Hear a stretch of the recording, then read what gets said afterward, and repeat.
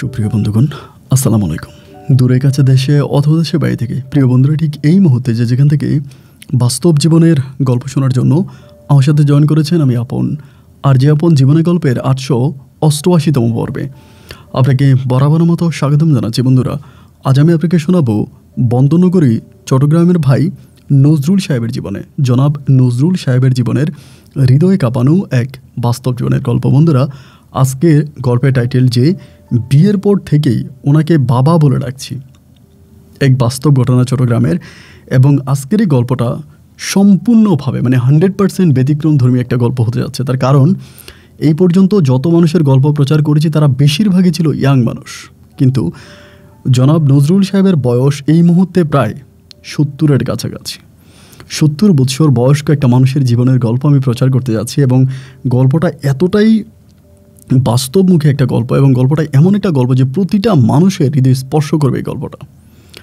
আশা করব শুরু থেকে শেষ পর্যন্ত নজরুল সাহেবের জীবনের গল্পটা আপনারা আমার মুখ থেকে শুনবেন, এবং গল্প শেষে নজরুল সাহেবকে আপনার মতো করে একটা মন্তব্য কমেন্ট বক্সে লিখবেন। ধন্যবাদ সবাইকে। সুপ্রিয় বন্ধুগণ, আসসালামু আলাইকুম।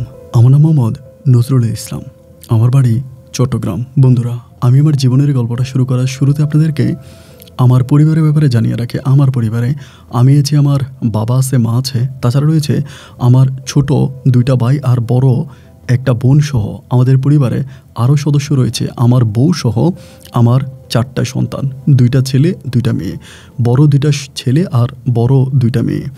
চট্টগ্রাম শহর থেকে অনেক দূরের কোনো এক গ্রামে আমাদের পরিবারটা এক উচ্চবিত্ত পরিবার। আমার বাবা একজন প্রাক্তন চেয়ারম্যান। শুধু চেয়ারম্যান না, আমার বাবা নামি দামি একজন মাওলানাও বটে। আমার বাবা বিভিন্ন জায়গায় ওয়াজ মাহফিল করত এবং দীর্ঘদিন যাবৎ আমাদের মসজিদের ইমামতি করত। আমাদের মসজিদের ইমামতি করা অবস্থায় আমার বাবাকে গ্রামের সব মানুষ মিলে প্রথমে মেম্বার ইলেকশনে দাঁড়া করায়। যদিও আমার বাবা এই ইলেকশন করার জন্য রাজি হয় না, তবে গ্রামের সব মানুষের চাপে পড়ে আমার বাবা যখন মেম্বার ইলেকশন করে, বাবা মেম্বারিতে পাশ করে। মেম্বারি পাশ করার পরে আমার বাবা তখন চেয়ারম্যান ইলেকশন করে, এবং চেয়ারম্যান ইলেকশনে তো আমার বাবা পাশ করে। চেয়ারম্যানে পাশ করার পরে দীর্ঘ প্রায় 10 বৎসরের মতো আমার বাবা আমাদের এলাকাতে মেম্বারি করে। এবং আমার বাবা যথেষ্ট পরিমাণের নামি দামি সম্মানিত একজন মানুষ। আমার বাবার চেয়ারম্যানি জীবনে কোনোদিনও সরকারি দপ্তর থেকে অবৈধভাবে আমার বাবা একটা টাকাও খায়। এই জন্য ঠিক এখন পর্যন্ত আমাদের এলাকাতে সকল চেয়ারম্যানের লিস্টে আমার বাবার নাম থাকে, এবং যেখানে চেয়ারম্যানদেরকে সম্মানী দেওয়া হবে, পুরস্কৃত করা হবে, সেখানে আমার বাবাকে এখন পর্যন্ত দাওয়াত দিয়ে নেওয়া যেত। যাই হোক, এরকম করে করে আমার দিনগুলো কাটতো। আমি একটা সময় মোটামুটি প্রায় অনেকটা বড় হই। আমার বাবার অনেক স্বপ্ন ছিল যে আমি যেহেতু বড়, বাবা আমাকে পড়াশোনা করাবে এবং বাবা আমাকেও বাবার মতো করে একজন টাইটেল পাস মাওলানা বানাবে। কিন্তু আমার কেন জানি ওই কোরআনের পড়া ভালোই লাগতো না। আমার কাছে আরবি সাবজেক্টটাই অনেক কঠিন মনে হতো। আরবি সাবজেক্ট কঠিন মনে হওয়ার কারণে আমি আরবি সাবজেক্টে পড়াশোনা করি নাই। যদিও প্রথম দিকে মাদ্রাসা লেভেলে পড়াশোনা করেছি, কিন্তু পরিশেষে আমি মাদ্রাসার লাইন ছেড়ে স্কুল লাইনে পড়াশোনা করতে শুরু করি। এমন করেই আমার দিন আর রাতগুলো কাটতে থাকে। একটা পর্যায়ে আমি মোটামুটি প্রায় অনেকটাই বড় হয়ে যাই, এবং আমি যেহেতু স্কুলের লাইনে পড়াশোনা করি, আমার বাবা আমাকে মোটেও পছন্দ করে না। আমার যে বাকি ভাইগুলো আছে তারা সবাই যেহেতু মাদ্রাসা লাইনে পড়াশোনা করতো, সবাইকে বাবা খুব ভালোবাসে, সবাইকে বাবা পছন্দ করে, কিন্তু আমাকে বাবা মোটেও পছন্দ করতো না। যাই হোক, পছন্দ না করলেও আমি বাবার অপছন্দীয় মানুষ হিসাবে আমার জীবন পরিচালিত করতেছিলাম। এরকম করে সময়গুলো কাটতে কাটতে একটা সময় হলো কি, আমরা প্রায় 6-7 জন বন্ধুবান্ধব মিলে গরমের সিজন, ঠিক এখন যেরকম গরম পড়তেছে এইরকম গরমের মধ্যে আমরা সবাই মিলে একদিন এক রাতের বেলায় আমাদের বাড়ি থেকে মোটামুটি অনেক দূরে খালপাড় বলে একটা জায়গা আছে। খালপাড়ের জায়গার ভিতরে সবাই মিলে ঠান্ডা বাতাসের মধ্যে বসে আছি। এমন সময় আমাদের বন্ধুদের ভিতরে একটা দুষ্ট বন্ধু আছে, ও হঠাৎ করে বলে খালপাড়ে অনেকগুলো নারিকেল গাছ আছে, বলতেছে চল নারিকেল পাইরা খাই, এই গরমের মধ্যে নারিকেলের পানিটা অনেক ভালো লাগবে, এটা বলতেছে। আমি বললাম যে দেখ, জন্মের পর থেকে কখনো চুরি করি নাই, আমার আব্বা খুবই সম্মানিত একজন মানুষ, আমি এই চুরিদারি কোনো কিছু করতে পারবো না, আমাকে তোর এগুলোতে নিস না। কিন্তু তারপরেও তারা আমার কথা শুনলো না, আমাকে ওই সহ সাথে রেখে তারা তখন নারিকেল গাছে উঠলো, এবং তারা তখন ডাব পারলো, পেরে ডাব কাটলো, আমাকেও দিল, তারাও খাইলো। প্রায় 3টা গাছের ডাব সম্পূর্ণ সাবার করে দেয়। ডাব খাওয়ার পরে যে যার মতো করে বাড়িতে চলে যায়, আমিও বাড়িতে চলে আসি। যেহেতু সারা রাতভর খালপাড়ে বসেছিলাম, তার মানে শেষ রাতে বাড়িতে আসছে, বাড়িতে এসে ঘুমায় পড়ছি। এবং সকালবেলা আমি দেখতে পাচ্ছি আমার বাবা খুব জোরে জোরে দরজা ধাক্কাচ্ছে। দরজা খোলা মাত্রই আমার বাবা একটা বেত দিয়ে গরুর মতো করে আমাকে এলোপাতাড়ি পিটাইতে শুরু করে, আর বারবার একটা কথাই বলে, আমি এই এলাকার একজন সফল চেয়ারম্যান, কেউ কখনো বলতে পারবে না আমার সম্বন্ধে কোনো বাজে কথা। আমি এতটাই সম্মানিত একজন মানুষ ছিলাম, আমাকে নিয়ে কেউ কারো কোনো বাজে মন্তব্য ছিল না, এবং কেউ কখনো বলতে পারবে না যে আমি কোনোদিনও সরকারি দপ্তর থেকে সরকারি কোনো রকমের চাউল ডাউল কোনো কিছু মেরেছি বা কোনো কিছু খেয়েছি।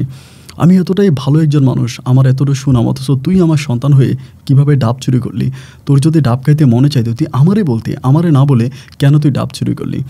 এই বলে বাবা আমাকে মারলো, আর এত মারলো, মেরে আমাকে ডিরেক্টলি বললো, আজকে থেকে নজরুল নামের আমার কোনো সন্তান নাই। আমি তোকে ডিরেক্টলি বললাম যে তুই আমার বাড়ি থেকে বেরিয়ে যা, আমি আজকের পর থেকে তোর চেহারা দেখতে চাই না, আমার সন্তানের লিস্টে থেকে তোর নামটা কাটা।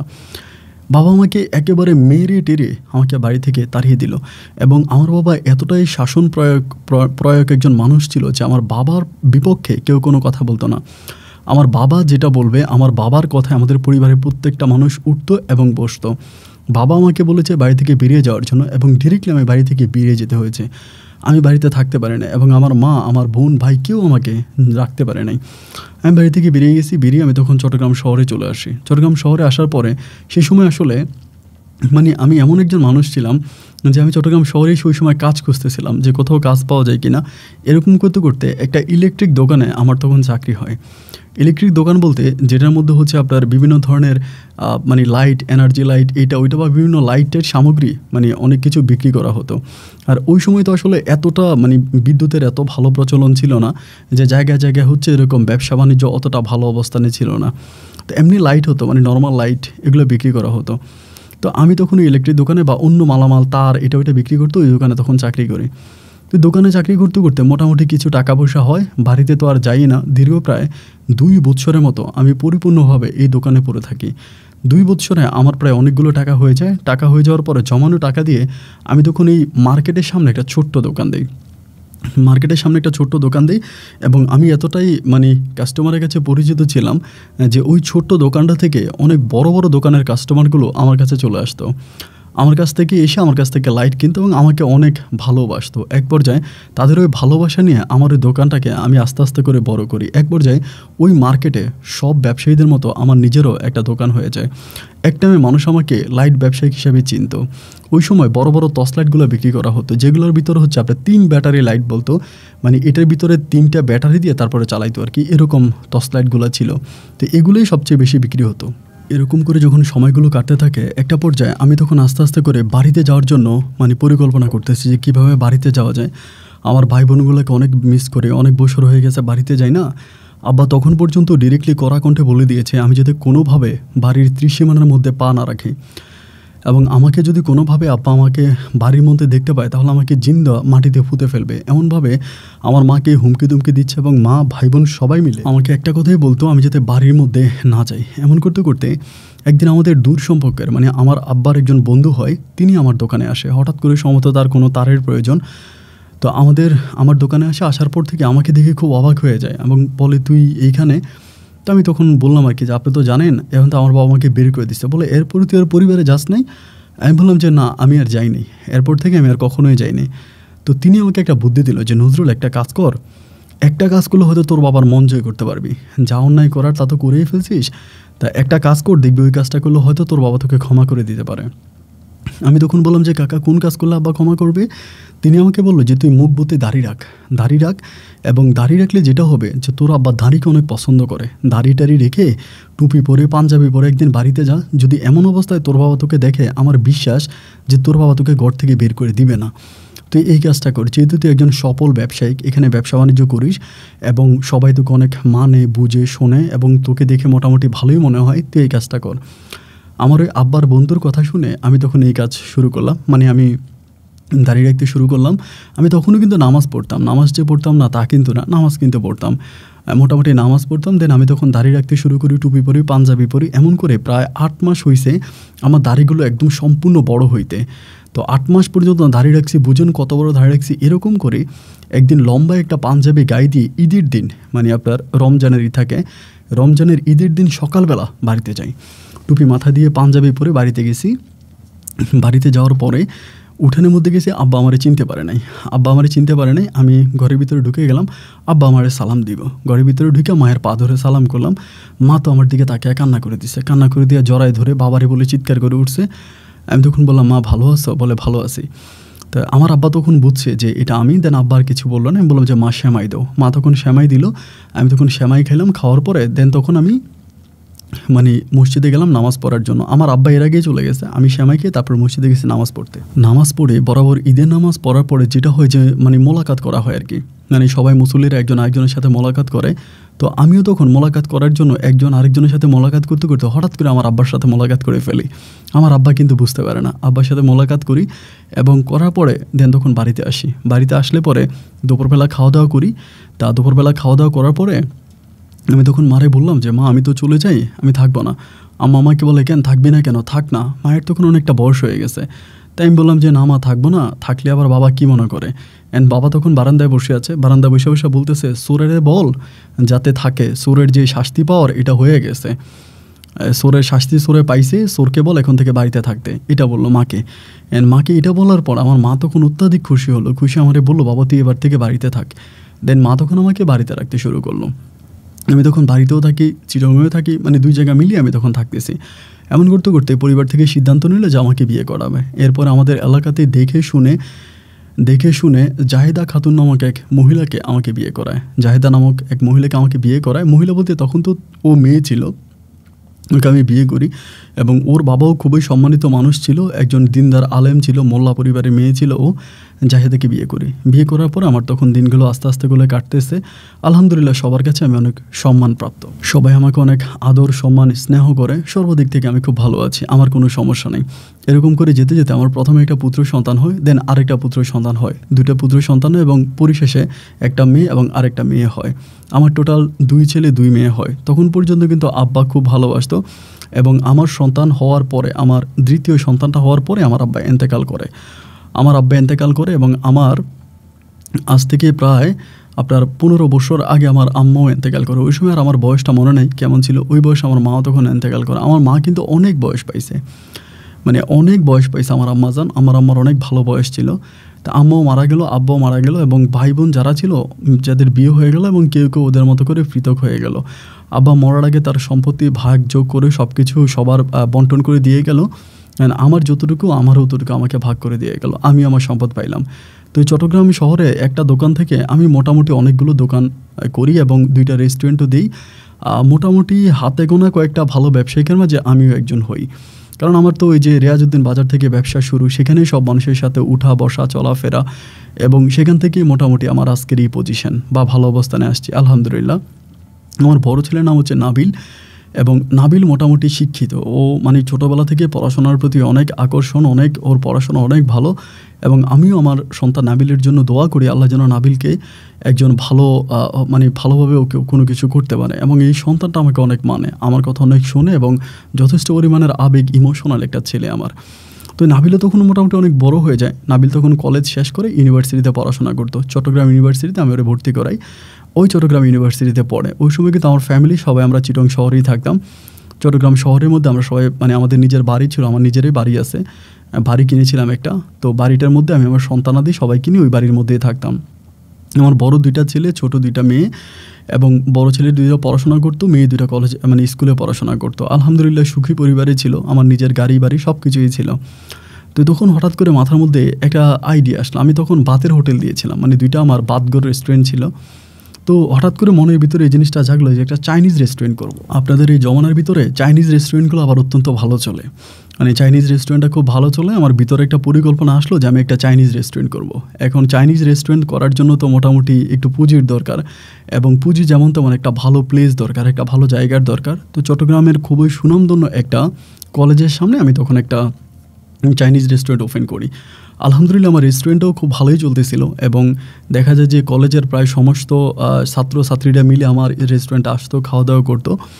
সব কিছু মিলিয়ে খুব ভালো ছিল। তো চিন্তা করলাম যে আমি যেহেতু আমার বয়স হয়েছে, আমি মোটামুটি মধ্য বয়স অতিক্রম করে ফেলেছি।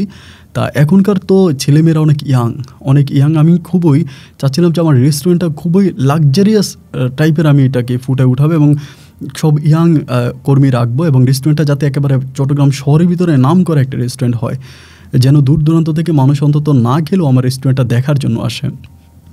ব্যবসায়িক এরকম একটা পরিকল্পনা মাথায় নিয়ে আমি তখন রেস্টুরেন্টটাকে আস্তে আস্তে করে বড় করতে শুরু করি। তো রেস্টুরেন্ট বড় করতে করতে খুব ভালো করি অ্যান্ড আমি তখন কিছু মেয়ে কর্মী নিয়োগ করি, বিভিন্ন জায়গা থেকে কিছু মেয়ে কর্মী নিয়োগ করি। এমত অবস্থার ভিতরে আমি রিসিপশনের জন্য 2টা মেয়ে নিয়োগ করি। একজনের নাম হচ্ছে তামিমা, আরেকজনের নাম হচ্ছে নার্গিস।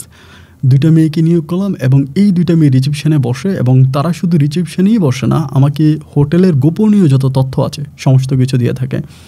উপরে আবাসিক করলাম এবং নিচে আমি তখন রেস্টুরেন্টের মতো করলাম। তো আসলে বাবা এমন এক বয়স আমাকে বিয়ে করে গেছে এবং আমার যে বউ জাহেদা কিন্তু আসলে দেখতে শুনতে অতটা ভালো ছিল না। বাবা বিয়ে করাইছে এবং ওই বয়সে বাবার কথা রাখার জন্য যেখানে বিয়ে করাইছি সেখানেই বিয়ে করে ফেলেছি, নিজের ভালো মন্দটা খুব একটা বুঝি নাই। তো এখন তো ধরেন পকেটে টাকা হয়েছে, নিজের গাড়ি আছে, বাড়ি আছে, তো বয়স যে হয়ে গেছে ওই বয়সটা আর বুঝতে পারিনি যে অনেকটা বয়স হয়ে গেছে, অনেক মোটামুটি বয়সে চলে আসছে। এই জিনিসটা আসলে মাথার মধ্যে নাই। মাথার মধ্যে না থাকার পরে আস্তে আস্তে করে কেন জানি নিজের ভিতরে এক ধরনের খারাপ লালসা জাগতে শুরু হয়।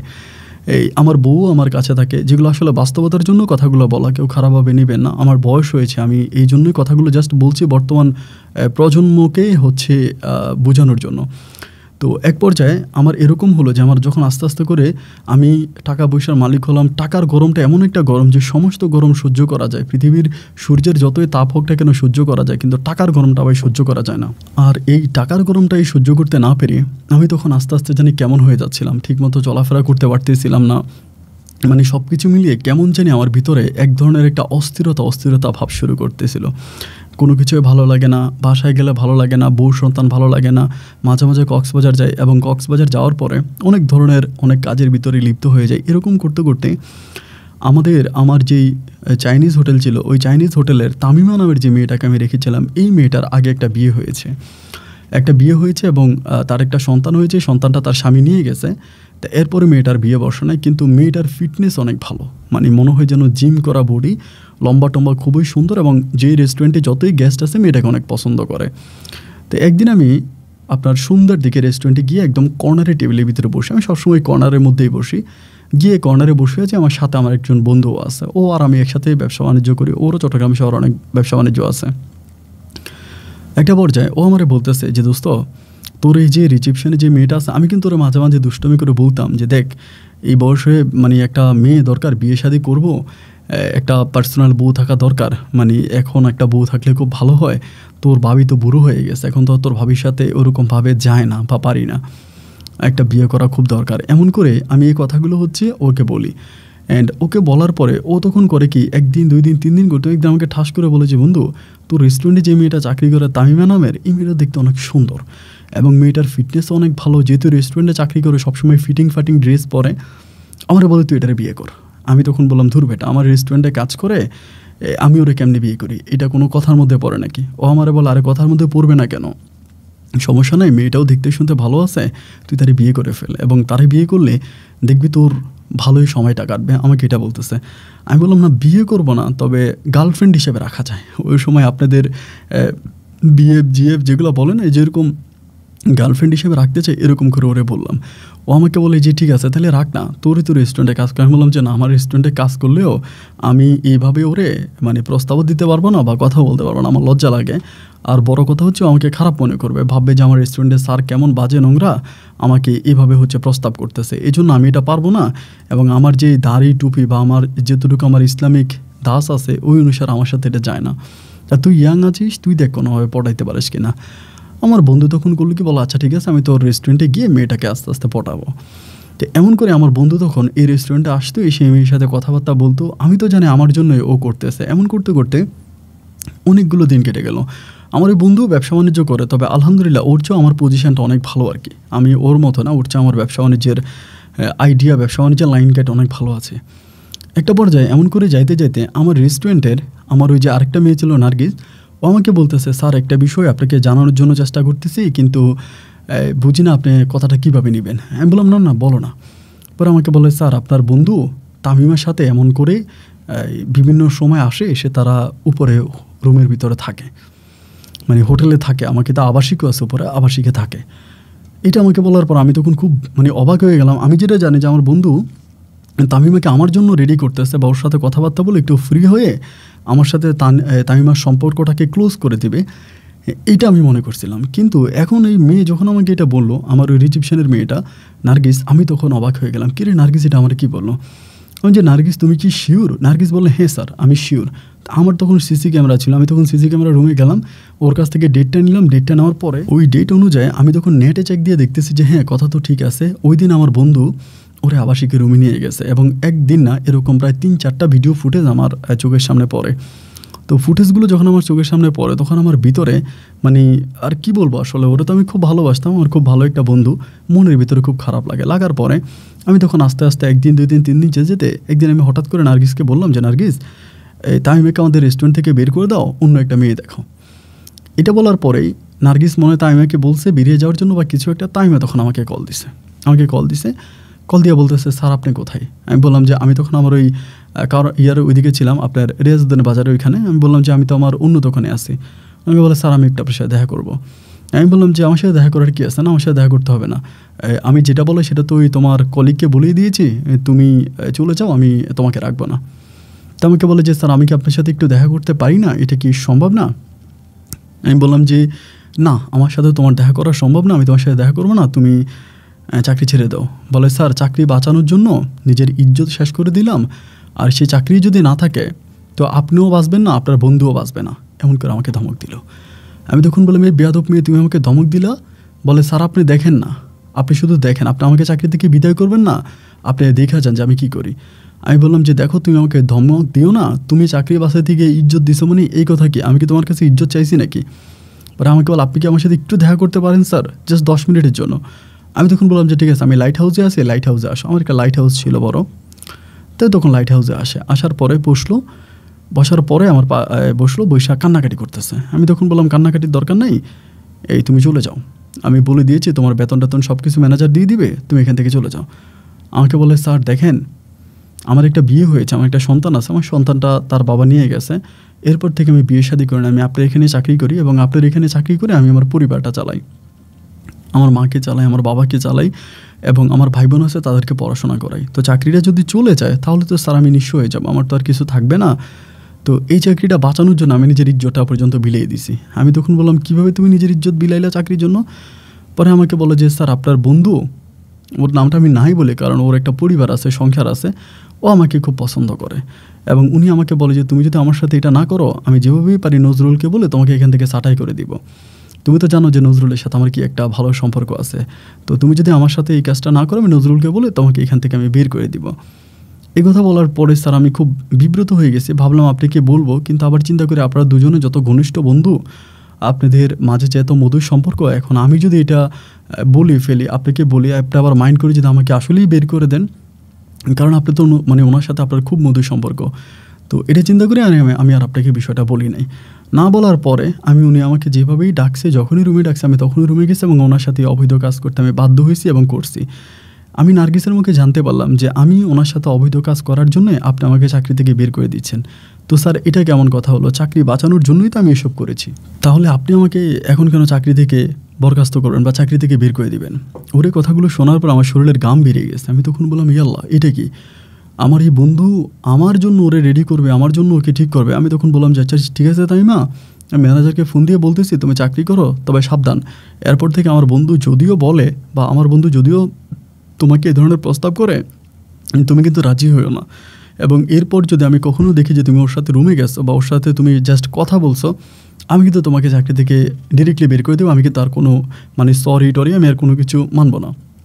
আমাকে বলে না স্যার আমি আর কখনোই এরকম কিছুই করবো না, আপনি এটা নিয়ে কোনো টেনশন করেন না, তবে আপনাকে অসংখ্য ধন্যবাদ আপনি আমার চাকরিটা ফিরিয়ে দেওয়ার জন্য। এ বলো আবার রেস্টুরেন্টে চলে গেল।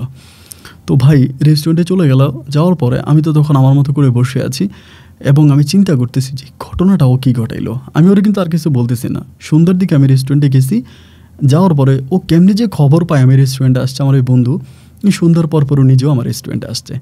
আইসা আমার জড়ায় টরায় ধরে বন্ধু কেমন আছিস নজরুল এই সেই, ওর সাথে আমার এই দিক দিয়ে কিন্তু 8-10 দিন কোনো দেখা টাকা নাই। পরে আমারে বলতেছে, আমি খাওয়া দাওয়া করলাম, করে আমি বললাম যে চল উঠবো। আমার বলে তুই যা, আমি পরে আসতেছি। তাই আমি বললাম যে তুই যাবি না? বলে না, আমার কিছু গেস্ট আসবে তো, তোর রেস্টুরেন্টে দাওয়াত দিয়েছি। তাই আমি বললাম তোর কোন গেস্ট আসবে বেটা, আমি বসি। মানে ও একটু দুষ্ট প্রকৃতির ছেলে ছিল আর কি, আমাকে বলে যে তুই চলে যা, তুই থাকলে আমার গেস্ট আসবে না, মানে আমাকে একটু ইশারা দিল। আমি ওখান থেকে চলে গেলাম। চলে আসার পরে আমি এসেই ম্যানেজারকে কল দিলাম যে যদি ও কাউকে নিয়ে রুমে যেতে চায় ওকে কোনো রুম দিবেন না, অ্যান্ড বাকিটা আমি বসবো। এই কথা বলে ম্যানেজারকে আমি এটা বলে দিছি। বলে দিয়ে আমি তামিমারে ফোন দিলাম যে তামিমা অ্যালার্ট থাকো, ও কিন্তু তোমাকে ডাকবে। বলে না স্যার, আমি কিন্তু যাবো না।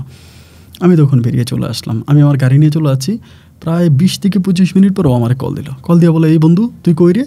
আমি বললাম আমি তো আসি, বাইরে আসি। বলে একটু আয় তো রেস্টুরেন্টে, তোর সাথে আমার কথা আছে। আমি বললাম কী কথা, ফোনে বল। আমি তো এখন ব্যস্ত, আমি রেস্টুরেন্টে যেতে পারবো না। কী হয়েছে তুই আমার ফোনে বল। আমাকে বলতেছে তুই এই রেস্টুরেন্টে এই তামিমা মেয়েটাকে এই রেস্টুরেন্ট থেকে বের করতে পারে, অনেক বেয়াদব, এটা খুব ভালো মেয়ে না, তুই আইসরে বের করে দে। আমি তখন বললাম রেস্টুরেন্টটা আমার, সিদ্ধান্তটা আমি নিব, ঠিক আছে তুই অভিযোগ করছিস, আমি অভিযোগটা কাটিয়ে দেখব। আমাকে বলে না বন্ধু, ওরে রেস্টুরেন্টে রাখা যাবে না, ওকে তোর বের করা লাগবে। যদি আমাদের বন্ধুত্ব ঠিক রাখতে চাস তাহলে একে রেস্টুরেন্ট থেকে বের কর। তাই আমি বললাম যে এর অপরাধ কী? বলে এর অনেক অপরাধ, এ বেয়াদব, এ কথা শোনে না। তাই আমি বললাম যে ঠিক আছে দেখ, আমি তো ড্রাইভ করতেছি, এখন আর কথা বলবো না, এখন ফোনটা রেখে দিই। ফোনটা রেখে দিলাম। রেখে দিয়ে প্রায় 10 মিনিট পরে ম্যানেজারকে কল দিলাম যে কী রে ও কই? বলে স্যার তো রাগারাগি করে বেরিয়ে গেছে। আমি তখন তাইমারে বললাম যে তুমি একটু আমার এই লাইট হাউসের এখানে আসো, মানে লাইট হাউসের এদিকে আসো।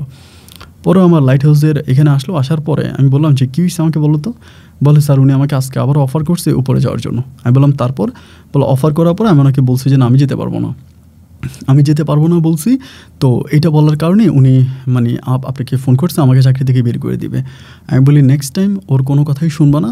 তো ও আমার সাথে একটা বেইমানি করছে। বলে স্যার কী বেইমানি করছে? আমি বলি যে না ঠিক আছে তুমি যাও, এটা এখন আর বলার প্রয়োজন নেই। আমাকে বলে না স্যার সমস্যা নাই, আপনি আমার কাছে বলতে পারেন, আমাকে বললে আমি কিছু মনে করব না। আমি বললাম যে না, বলতে চাচ্ছিলাম এটাই যে আমার আসলে আমি তো ধরো অনেক মানে ইয়াং বয়সেই বিয়ে করেছি, আমার বউ আসলে দেখতে অতটা ভালো না, তুমি তো দেখেছো আমার ওয়াইফকে। তো এখন তো মোটামুটি টাকা পয়সা হয়েছে, বা আমার ওয়াইফ এখন অনেক বৃদ্ধ হয়ে গেছে, সে অনুযায়ী কিন্তু আমি বৃদ্ধ হই নাই। তা আমার একটা ইচ্ছে ছিল যে ধরো এই ধরনের একটা প্রেম ভালোবাসার মাঝে জড়ানো বা বিয়ে শাদী করে এমন যদি একটা মেয়ে পাইতাম তোমার মতো বিয়ে করতাম। তো ও নিজে তোমাকে দেখালো যে তামিমাটা ভালো আছে, ওরে বিয়ে কর। তা আমি তো আসলে আমার দাঁড়িয়ে আছে, আমি নামাজ পড়ি বা আমি তোমাদের মালিক, এই হিসেবে তো আমি তোমাকে এটা ডিরেক্টলি প্রস্তাব করতে পারি না, এটা তো ভালো দেখায় না। এই জন্য আমি ওরে বললাম যে দেখ, আমি তো ডিরেক্টলি ওরে প্রস্তাব করতে পারবো না, এখন তুই প্রস্তাব পাঠা বা তুই ওরে বল, যদি ও রাজি থাকে তাহলে আমি ওরে বিয়ে করব। এই কথা আমি আমার বন্ধুকে বলছি। ওইটা বলার পরে এখন ও জিনিসটা কিভাবে তোমার কাছে বলছে আমি তো জানি না। বলে স্যার আস্তাগফিরুল্লাহ, উনি তো আমাকে এই কথা বলেই নাই, উনি ডিরেক্টলি বলছে যে উনি আমারে পছন্দ করে এবং ইনি আমার সাথে এগুলো করছে, আপনি যে আমারে পছন্দ করেন বা আপনার বিষয়ে কিন্তু কোনো কিছু বলে নাই। আমি বললাম না না না, আমি পছন্দ করি না, মানে ও বললো আমাকে তোমাকে দেখাই দিল, ও দেখাইছে, এটা আসলে আমার তরফ থেকে কোনো কিছুই না, মানে আমি এরকম করেই বললাম। আমাকে বল আচ্ছা ঠিক আছে সমস্যা নাই স্যার, আমারও তো বিষয়টা বুঝতে ভুল হয়েছে বা উনি আপনার সাথে প্রতারণা করেছে, সমস্যা নাই স্যার, আপনি এখন কী বলেন, কী করতে হবে? আমি বললাম না না কিছু করতে হবে না, তুমি যাও, তুমি তোমার কাজ কামটা ঠিকঠাক মতো করো, এরপর এটা আমি পরে দেখবো নি। এবার ভাই ও চলে গেল, এবং ও যখন চলে গেল এরপর থেকে আমি যখনই রেস্টুরেন্টে যাই, এখন রেস্টুরেন্টে যাওয়া মাত্রই ও তখন আমার জন্য একটা এক্সট্রা একটা টান ভালোবাসা। এবং ধরেন আমি অনেক সময় রেস্টুরেন্টে গেলে আমার জন্য চা কফি ড্রিঙ্কস এটা ওইটা নিয়ে আসে, মানে অবিকলও আমার জন্য খুবই টান, মানে রেস্টুরেন্টে গেলে খুব টানাটানি। এমন করতে করতে প্রায় মাসখানেক কেটে গেল। আমি তো আর লজ্জায় ওর দিকে তাকাইও না বা এদিকে বলিও না।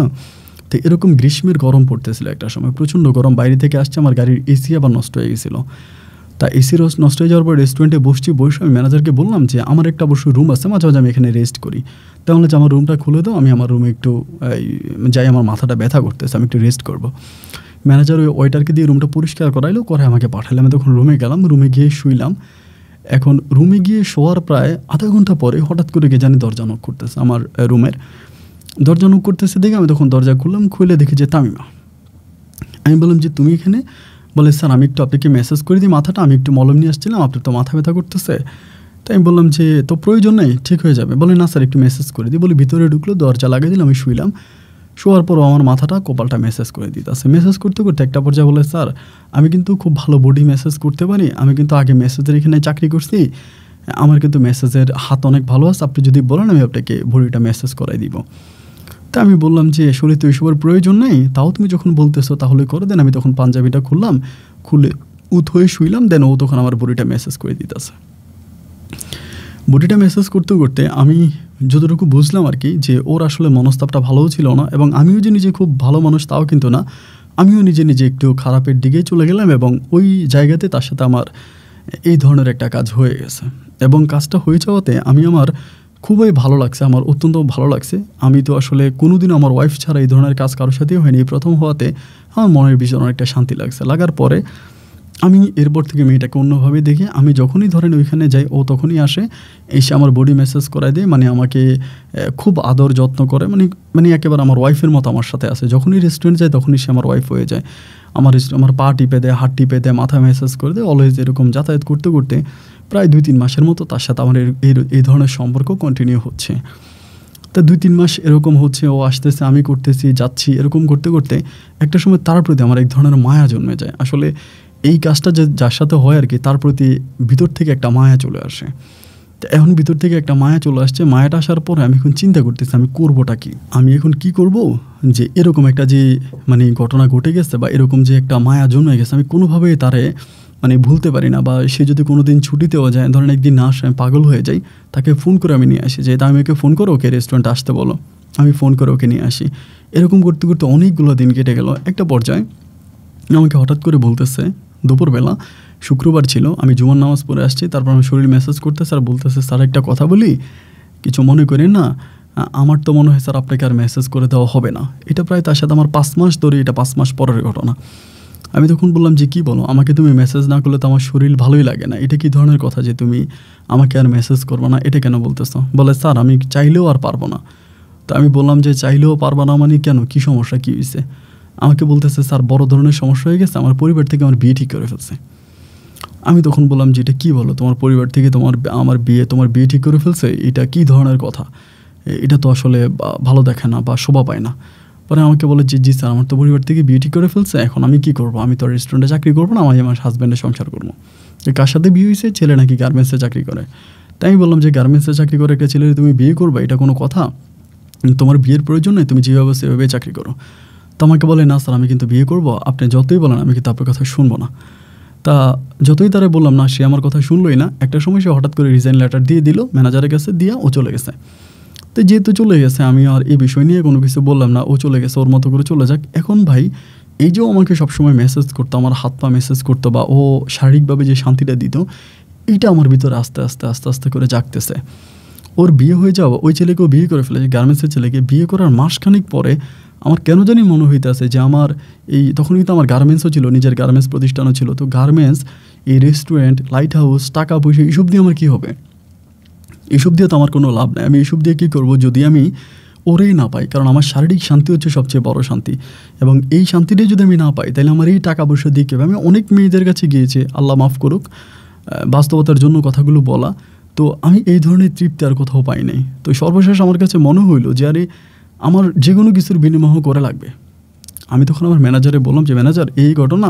ম্যানেজার বলে স্যার আপনি নার্গিসের সাথে কথা বলেন। নার্গিসকে বললাম যে নার্গিস তুমি যেমনি পারো তাই আমাকে নিয়ে আসো। বলে স্যার ওকে আসবে? আমি বললাম যে আসবে, তুমি ওরা নিয়ে আসো, আজকে বিকেল আমার সাথে ওর মিটিং আছে, ওকে আসতে বলো।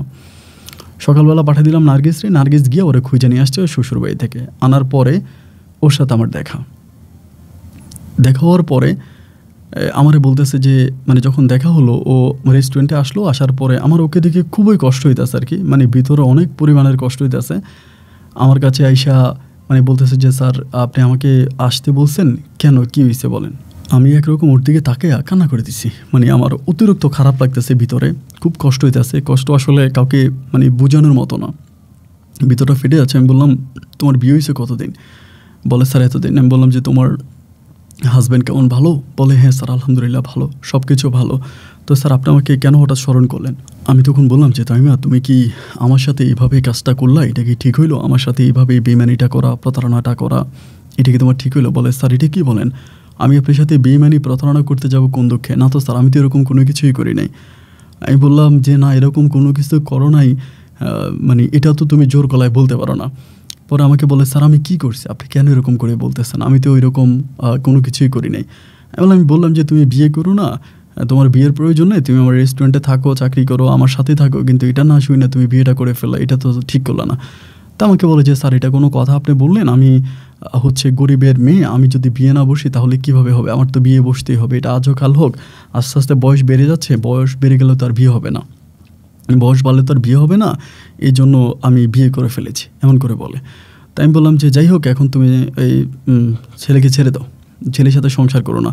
পর আমাকে বলে স্যার আসলে আপনি এটাও ঠিক বলছেন, ও আসলে আমার যেরকম চাহিদা, আমার চাহিদা মিটাইতে পারে না, আর ওরে আমার ভালোও লাগে না। আমি নিজে নিজে কয়েকদিন ধরে চিন্তা করতেছি যে আমি আপনার সাথে চলে আসবো, আমি রেস্টুরেন্টে চলে আসবো। আমি বললাম তাহলে তো আলহামদুলিল্লাহ, ওয়েল ডান, ভালো কথা, তুমি রেস্টুরেন্টে চলে আসো, কালকে থেকে জয়েন করো। বলে না স্যার আমি রবিবার থেকে জয়েন করবো, ওই দিন ছিল বৃহস্পতিবার, বলে রবিবার থেকে জয়েন করবো। তাই আমি বললাম বেশ ভালো, ঠিক আছে, তোমার বেতনও ভাড়াই দিলাম, তোমার বেতন আরও 10,000 বাড়াই দিলাম, যাও তুমি রবিবার থেকে চলে আসো। বলো আচ্ছা স্যার ঠিক আছে। তো এইভাবে অতক্ষণ কী করলো, শনিবারে আমাকে দুপুরে কল দিয়ে আমাকে বলতে আসছে যে স্যার আমি আসবো না। কি তুমি আসবো না, কারণ? তা বলে যে স্যার আমার ফ্যামিলি দিবে না, আমার হাজব্যান্ড কান্নাকাটি শুরু করছে, আমাকে ছাড়াও বাঁচবে না, এখন আমার আব্বা আম্মু ইমোশনাল হয়ে গেছে, তারা আমারে বলতেছে দিবে না, এখন মানে আমি আর হাজব্যান্ডের সংসার ছেড়ে আসবো না। আমি তখন বললাম যে তামিমা এটা কিন্তু তুমি ঠিক করতেছো না। আমাকে বলে স্যার আমি যেতে পারি, একটা শর্ত, আপনি যদি আমার শর্ত রাখেন তাহলে আমি যেতে পারি। আমি তখন বললাম কী শর্ত? বলে স্যার শর্ত একটাই, আপনি যদি আমাকে বিয়ে করেন, তাহলে আমি যেতে পারি, তা না হলে না। আমি বললাম যেটা তুমি কী ধরনের কথা বললা, আমি এই বয়সে বিয়ে করবো, আমার ছেলের বিয়ের বয়স হয়েছে, মেয়ের বিয়ের বয়স হয়েছে, এই বয়সে কি বিয়ে করা আমাকে মানায়? ও আমাকে বলে যে স্যার সমস্যা কি, এর বয়সে তো বিয়ে করতে পারেনি, বিয়ের কি কারো বয়স লাগে নাকি, আপনি আমাকে বিয়ে করেন, যদি আপনি আমাকে বিয়ে করেন তাহলে স্যার আমি আপনার কথা শুনতে রাজি হয়েছি, রেস্টুরেন্টে আসবো, আদারওয়াইজ স্যার আমি আসবো না। ওই সময় আমার অবস্থাটা এরকম যে যাই হোক, যে কোনো কিছুর বিনিময় হোক, আমার তামিমারে লাগবে সোজা কথা যেটা। আমি তখন বললাম যে ঠিক আছে, তুমি যদি মনে করো যে বিয়ে করা লাগবে বা বিয়ে করবা তুমি, তাহলে আর কি করা, আমার তো কিছু করার নেই, ওকে ফাইন আসো, এমন করেই বলছি। আসলে কি বলবো, আমার তো আর এইখানে কি আর বলার আছে। আমি তখন বললাম যে ঠিক আছে আসো। আমি বললাম যে আচ্ছা ঠিক আছে স্যার, তাইলে আমি রবিবারে আসবো। কোথায়? আমরা আগে বিয়ে করবো, তারপর আমি রেস্টুরেন্টে চাকরি দেবো, মানে ও বিয়ে ছাড়া রেস্টুরেন্টে ঢুকবে না। তাই আমি বললাম যে না, তুমি রবিবারে আসো, ডিউটি করো, এরপরে না হয় না বলে স্যার আমি আগে বিয়ে করবো, বিয়ে ছাড়া রেস্টুরেন্টে যাবো না, কারণ আমি জানি রেস্টুরেন্টে খেলে আপনার সাথে এগুলো করবেন, এবং এগুলো যেহেতু আপনি আমার সাথে করবেন, আমি বিয়ে করা ছাড়া এগুলো করবো না। তাই আমি চিন্তা করলাম যে আচ্ছা ঠিক আছে, ওকে ফাইন, তুমি আসো রবিবারে, কোথায় দেখা করবা? বলে স্যার আমি লাইট হাউসে আসুন, যেটা লাইট হাউসে আসো, এরপরে আমরা দেখি কী করা যায়। তাহলে আমি চট্টগ্রাম শহরে আছি ওই সময়। আমার ওয়াইফ কিন্তু তখন অনেক বৃদ্ধ আর কি, জাহেদা মোটামুটি অনেকটাই আমার থেকে অনেক বুড়ি হয়ে গেছে। তাহলে আমি চিন্তা করলাম যে আসলে আমার যে বয়স, এই বয়সে গোপন ওরে বিয়ে করে রেখে দিলাম, ওরে গোপনে বিয়ে করে রেখে দিলে তো সমস্যা নেই। আমার এরকম অনেক কলিগে তো আছে, অনেকেই রাখলাম, ওরে আমি বেতন দিয়ে রাখলাম, সমস্যা নেই, কিন্তু আমার তো শারীরিক তৃপ্তিটা আমি পাইলাম, আমার তো আর এই ধরনের কোনো সমস্যা হবে না। তাই আমি যাই যে ঠিক আছে। পরেও দুপুরে আসছে, আসার পরে আমি বললাম যে ঠিক আছে, তুমি কোথায় বিয়ে করবা? বলে স্যার আপনি যেখানে নিয়ে যান সেখানে। গাড়ি করে কাজী অফিসে নিয়ে গেলাম, কাবিন দিলাম, মোটামুটি 5 লাখ টাকা কাবিন দিয়ে আমি তার বিয়ে করলাম। 5 লক্ষ টাকা কাবিনে বিয়ে করলাম, কিন্তু শর্ত দিলাম যে বিয়ের বিষয়ে তুমি কাউকেই বলতে পারবা না, এটা কাউকেই বলা যাবে না, কোনোভাবেই না, এবং তুমি কোনো ভেবে নিতে পারবা না, এবং তোমার কোনো ভেবে নিবা না, তুমি যা বলো আমি তোমার সব কথা শুনো, তুমি ভেবে নিতে পারবা না, এবং বিয়ের বিষয়টা কাউকে জানাবা না। আমাকে বলে ঠিক আছে, আমি বিয়ের বিষয়ে কাউকে জানাবো না, ভেবেও নিব না। আমার কথা ওই শুনলো। এখন আমার কথা শোনার পরে দেন আমার কথাই সে চলতেছে, আমি যা করতেছি ওই আগের মতোই রেস্টুরেন্টে যাচ্ছি, গেলে পরেও চলে আসে আমার সাথে, রুমে যাই, রুমে আমরা একসাথে থাকি, সর্বদিক থেকে সব কিছুই ঠিক আছে। এভাবেই সময়গুলো কাটতে কাটতে একটা পর্যায়ে আমি দেখলাম গিয়ে যে এভাবে প্রায় 2-2.5 বছরের মতো কেটে গেছে। কিন্তু 2-2.5 বছর ওর বাবা মাঝে মাঝে রেস্টুরেন্টে আসে, এসে আমাকে গোপনে জামাই বলে ডাকে, ওদের বাসায় আমাকে দাওয়াত দেয়, আমি যেতে চাই না, তারপরেও বাধ্য হয়ে ওদের বাসায় যাওয়া লাগে, যাই, ওদের বাসায় খাওয়া দাওয়া করি, যাই, আসিয়া যাওয়া করি, ওর ছোটো বোন আছে, ওর ভাই আছে, ওগুলোর সাথে দুষ্টামি করি। ওর বাসায় সবাই কিন্তু আমাকে মানে খুবই আদর স্নেহ করে, অনেকটাই আমাকে আদর করে, ওদের বাসায় যাই। এরকম করে 2.5-3 বছরের মতো কেটে গেছে। 2.5-3 বছর পরে একটা সময় ও হঠাৎ করে কেমন জানি একটু একটু করে পরিবর্তন হতে শুরু হয়। পরিবর্তন মানে ও আমাকে বলে এটা কী ধরনের কথা, তুমি আমাকে বাসায় নাও না, এটা তো হতে পারে না, আমাকে বাসায় নিয়ে যাও, এভাবে তুমি আমাকে কতদিন বাইরে রাখবা, আমি কোনো ভেবেও নিতে পারি না, তোমার বাসায়ও নাও না, আমি তোমার কেমন বউ, তুমি আমার 5 লাখ টাকা দিয়ে বিয়ে করো, আমার ইউজ করে যাইতেছো, এটা তো ঠিক না, আমাকে বাসায় নিয়ে যাও। তাই আমি বললাম যে দেখো আসলে বাসায় যে নিয়ে যাব, আমার 2টা মেয়ে আছে, যুবতী 2টা মেয়ের, আমার বড় মেয়েটার বিয়ের কথাবার্তা চলতেছে, আর 2টা ছেলে তারাও প্রতিষ্ঠিত হয়ে গেছে, তাদেরও বিয়ে শাদীর বয়স হয়েছে, অ্যান্ড এই সময় যদি আমি ধরো বিয়ে করে একটা বউ নিয়ে যাই, আমার মেয়েটার ভালো জায়গায় বিয়ে হবে না, ছেলেগুলোরও ভালো জায়গায় বিয়ে হবে না, আমার একটা বদনাম হয়ে যাবে। তুমি আমার এই ক্ষতিটা করো না। আমাকে বলে, স্যার আমি আপনার কোনো ক্ষতি করব না, আপনি আমাকে বাসায় নিয়ে যাওয়াই লাগবে। আমি এভাবে বাসায় বাইরে থাকবো না, আপনি প্রয়োজন আমি আপনাকে পরিচয় দিব না, আমি আপনাকে পরিচয় মানে আপনাকে ওরকম করে আমি বলবো না আমাদের বিয়ে হয়েছে কিন্তু আপনি আমাকে বাসায় নেন। তাই আমি বললাম যে আচ্ছা ঠিক আছে, সমস্যা নাই, সামনে আমার মেয়ের জন্মদিন, যে মেয়েটার বিয়ে হবো ওই বিয়ের দিনে মানে মেয়েটার আমি জন্মদিনের অনুষ্ঠানে আমি তোর বিয়ের দিনটা ধার্য করবো আর কি, মানে বিয়ের কথাবার্তাটা ফাইনাল করব, মানে বিয়ের একটা দিন ধার্য করব। ওই যদিও দিন ধার্য করা হয়ে গেছে, আমি ওই জন্মদিনের দিন এটা জাস্ট প্রকাশ করব, আমার বন্ধুবান্ধব সবাই যাবে। তো তামিমও তখন কী করলো, আমার ওইখানে গেল, আমার মেয়ের বিয়েতে গেল। মেয়ের বিয়েতে যাওয়ার পরে ও তখন বসলো, সব অনুষ্ঠান হলো। একটা পর্যায়ে আমার একটু মাথা ব্যথা করতেছে চিনচিন করে, ও তখন এসে আমার মাথা মেসেজ করতে শুরু করছে। এখানে আরও লোকজন আছে, তাই সবার সামনে বলছে তামিম এটা কী করো, মাথা মেসেজ করতেছো কেন, এই সরো। হ্যাঁ, এটা বলার পরে যেহেতু এখানে আমার আরও বন্ধুবান্ধব আছে, সিনিয়র আমার মেয়ের পক্ষের লোকজন আছে, মেয়ের শ্বশুরবাড়ির পক্ষের, আমাকে বলতেছে বাবা মেয়ের মাথা মেসেজ করে দিলে সমস্যাটা কী। আই রিপিট, এটা বলতেছে যে মেয়ে বাবার মাথা মেসেজ করে দিলে সমস্যাটা কী, মেয়েকে বাবার মাথা মেসেজ করে দিতে পারে না। আমি তখন বললাম যে হ্যাঁ পারবে না কেন। তা আমাকে বলে দেখেন উনি আমাকে মেয়ে ডাকছে ডাইকা এখন লজ্জা পাইতেছে, মেয়েকে বাবার মাথা মেসেজ করতে পারে না। তো সবাই বলে হ্যাঁ পারেই তো। তা আমিও তখন লজ্জায় পড়ে বললাম যে হ্যাঁ আমার রেস্টুরেন্টেও ভালো কাজ করে, নাম তামিমা, আমি ওরা আমার মেয়ে ডাকছি, আমার মেয়ের মতোই ওরা আমি বিয়ে শাদী দিব, মেয়ে ডাকছি। তা ও তখন আমার সাথে এখানে আব্বু করে কথা বলতে শুরু করে। আমার বিষয়টা তখন হঠাৎ করে কেমন জানি লেগে গেল। যাই হোক, এরপরে এই যে অনুষ্ঠানে, জন্মদিনের অনুষ্ঠান, তাই রান্না বান্না থেকে শুরু করে যাবতীয় যত যা আছে সব কিছু নিজে করে। এবং আমার ওয়াইফের কাছে মানে জাহেদার কাছে গিয়ে এমনভাবে জাহেদার সাথে কথাবার্তা বলে, জাহেদার কলিজের ভিতরে ঢুকে যায়, জাহেদাই মেয়ে ছাড়া আর কিছুই বোঝে না। যাই হোক, জন্মদিনের শেষ হয়ে গেলে, অনুষ্ঠান শেষ হয়ে চলে গেছে। এরপরে জাহেদা আমাকে বারবার বলতেছে তামিম আমি এটা ভালো, ওকে ডেকে নিয়ে আসো। আমার ওয়াইফকেও আবার মা ডাকে, মানে আমার ওয়াইফকে মা ডাকে, আমাকে বাবা ডাকে। এটাকে আমার বাসায় যাতায়াত শুরু করলো। জাহিদা কী করলো, তামিমার ফোন নাম্বার নিল, নেওয়ার পরে ফোন দেয়, এই তামিমা তুমি কোথায়, বলে মা আমি তো রেস্টুরেন্টে। এই রেস্টুরেন্টে থাকতে পারো, তুমি বাসায় আসো। বাসায় চলে যায়। আমি যে কোনো সময় গিয়ে তো বাসায় বসে আছে, আমার ছেলে মেয়ে সবাইকে ভাই বোন ডাইকে আমার বাসায়, মানে এমনভাবেও আমার বাসায় ঢুকে গেছে, আমার বাসার সদস্যরা ওরা ছাড়া কিছুই বোঝে না। আমার ছেলে মেয়েরা ওরে ভাই বোন টোন ডাইকা, আমার সন্তানের ওর সাথে খেলাধুলা করে, এবং আমার ওয়াইফ ওরে ছাড়া কোনো কিছুই বোঝে না যে ও আমার মানে মেয়ে, ও আমার বড় মেয়ে, আমার ভালো মেয়ে, আমার 3টা মেয়ে। এরকম হয়ে যায় কোথাও কোনো গেস্টের সামনেও পরিচয় করে দেয় এটা আমার তৃতীয়, মানে আমার 3টা মেয়ে, এই মানে তামিমাকে মেয়ে হিসেবে পরিচয় করায় দেয়। এরকম করে সময়গুলো কাটতে একটা পর্যায়ে আমি তো বাসায় আসতেছি। ওই সময় তামিমের সাথে আমার শারীরিক সম্পর্কটা খুব কম হচ্ছে, মানে আমার মেয়ের বিয়ে, এই সময় মেয়ের বিয়ে হয়ে গেছে, মেয়ের বিয়ের পরে বা মেয়ের বিয়ে নিয়ে আমি খুব টেনশনের ভিতরে আছি। এই জন্য ওর সাথে আমার ওই সম্পর্কটা খুবই কম। বাট বাসায় আসতেছি মেয়ের বিয়ে নিয়ে টেনশনে। একটা সময় আমি দেখলাম যে আমার যে বড় ছেলে নাবিলের সাথে ওর সম্পর্কটা খুবই ডিপলি একটু খারাপের দিকে। মানে আমি তো একজন খারাপ পিতাই বলবো, আমি ভালো না, আমি খারাপ পিতা। একজন খারাপ পিতার দৃষ্টিতে আমি দেখলাম যে নাবিল মোটামুটিভাবে এই তামিমের সাথে একটু, মানে যেটা আসলে বলার মতো আমার ভাষা নাই, তামিমা তো আমার বউ ছিল।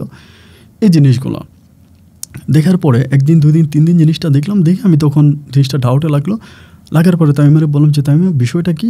এবার আমাকে বলে না কিছুই না। আমি বললাম শোনো, নাবিল তোমার সাথে এরকম করে কেন, ও তো তোমার ছেলে, হিসাব করলে তুমি যদি আমার ওয়াইফ হো তাই তো আমার ছেলে না। বলে হ্যাঁ, তেমন যে তোমার ছেলে হলেও তোমার সাথে এরকম করে কেন। আমাকে বলে যে আচ্ছা ঠিক আছে আমি আর করবো না, আপনি ওর একটু সতর্ক হন। আমি ওর সতর্ক যে নাবিল তুমি বড় হয়েছো, ও কিন্তু অনেক বড় আমার ছেলে, ওই কিন্তু আমার গার্মেন্টস লাইনটা ও পুরো দেখে, আমার গার্মেন্টস লাইনটা ও সম্পূর্ণভাবে ওই দেখাশোনা করে। তা বললাম যে নাবিল তুমি বড় হয়েছো, কেন ওর সাথে এরকম করো, এটা তো ঠিক নেই, এভাবে দুষ্টমি করা ঠিক না, এটা খারাপ দেখে। আমাকে বল আব্বু না আমি আর করবো না আব্বু। এমন করে দেখলাম অনেকগুলো দিন কেটে গেল, আমি আর কোনো কিছুই বললাম না। আমি মোটামুটি আমার মতো করি। তখন আমি আবার চায়না থেকে কিছু মাল প্রোডাক্ট করতে শুরু করলাম, চায়নার ইনফোটার হয়ে গেলাম। এবার চায়না যাচ্ছি, চায়না থেকে আসতেছি, আমি খুব ব্যস্ত, আমার হাতে আসলে সময় নেই আর কি, টোটালি কথা যেটা। এভাবে 4-5 মাস কেটে গেলো। 4-5 মাস পরে ও কিন্তু তখন আমার রেস্টুরেন্টে সব কিছু দেখাশোনা করে, আমার চাইনিজ রেস্টুরেন্ট, ও তখন ম্যানেজার, তাই আমি তখন ম্যানেজার হয়ে গেল। 7-8 মাস পরে একদিন ও আমার মেসেজ করতে আমার হোটেলে, ও তখন রুমের দিকে গেল, ওয়াশরুমে যাওয়ার পরেই ওর মোবাইলে একটা কল আসলো। তো কলটা ইমুতে কল আসছে, মোবাইলটা আমি হাতে নিলাম, মানে মোবাইলটা সাইলেন্ট করে না, মানে ভাইব্রেট করা ছিল, ভাইব্রেশন শব্দ হচ্ছে, মোবাইলটা হাতে নিলাম। হাতে নিয়ে দেখলাম যে আমার ছেলের কল, মানে নাবিলের কলটা দেখার পরে আমি তখন মানে একটু বিব্রত হয়ে গেলাম, কিরে নাবিলের সাথে কথা বলে বা নাবিলের কল এখানে, ও তখন ওয়াশরুম থেকে বের হয় নাই। নাবিল এবার মেসেজ করতেছে, ওর মোবাইলটা কিন্তু লক করা, বাট ওই যে উপরে মেসেজগুলো উঠতেছে, যে মেসেজ করতেছে তুমি আমার কল ধরো না কেন, গত পরশুদিন রাতে আমার কাছে আসার কথা ছিল, তুমি আসো নাই কেন, আমার এটা করতে ইচ্ছে করতেছে, মানে যেসব বলার মতো বাবা হিসেবে আমার বলার মতো ভাষা নাই, এবং খুবই খারাপ খারাপ ছবিও এগুলো ওরা পাঠাইতেছে, এগুলো উপরে উঠতেছে আর কি, মানে লেখাগুলো উপরে উঠতেছে আর যাচ্ছে। আমি কিন্তু ফোন লক করা, আমি কিন্তু ভিতরে ঢুকতে পারি না, মানে ওই মেসেজের যতটুকু বুঝার আমি বুঝে গেছি। বুঝে যাওয়ার পরে তাইমে তখন আসছে, আসার পর আমি ওরা আর কিছু বুঝতে দেই নাই, আমার সাথেও ছিল, আমার সাথে ছিল, মজা মাস্তি করলো, চলে গেল। পরে চিন্তা করলাম যে কী করা যায়। আমি তখন একদিন বললাম যে নাবিল তোমার মোবাইলটা একটু দিও তো আব্বু।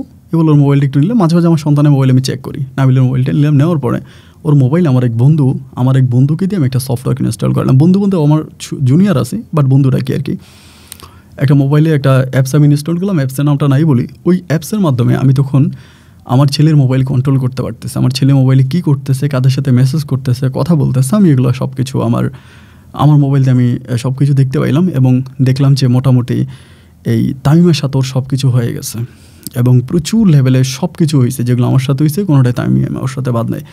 চিন্তা করলাম যে ও তো আমার ছেলের জীবনটা নষ্ট করে দিবে। নাবিল আমার একটা শিক্ষিত ছেলে, আমার বাচ্চার জীবনটা তো নষ্ট হয়ে যাবে। এখন আমার বাচ্চাকে আমি এই ডাইনির হাত থেকে কীভাবে বাঁচাবো আমি ওই ডাইনির হাত থেকে। এবং এরই মাঝে আমার বন্ধু বান্ধব, পাড়া প্রতিবেশী, আত্মীয় স্বজন, আমার ব্যবসায়িক রিলেটিভ যারা আছে সবাই জানে যে তামিমা আমার মেয়ে, এটা সবাই জানে, তামিমা আমার মেয়ে এই হিসাবে সবাই জানে। একটা পর্যায়ে আমি হঠাৎ করে আমার বাচ্চাদেরকে ডিরেক্টলি মানা করে দিলাম যে আজকের পর থেকে তামিমা আর এই রুমে আসবে না, এবং নাবিলকে বললাম যে নাবিল খবরদার তুমি তামিমার সাথে কথা বলবে না। ও আমাকে বলে কথা বললে সমস্যা কি আব্বু, মানে আমার সন্তান আমার সাথে তখন উচ্চ সুরে কথা বলতে শুরু করে, আমার সাথে তেরামি করতে শুরু করে যে আমি তামিমের সাথে কথা বললে আব্বু সমস্যাটা কোথায়, আব্বু কী সমস্যা, মানে আমাকে মনে হচ্ছে তেরে আসে আমাকে মারার জন্য, এমন একটা অবস্থা।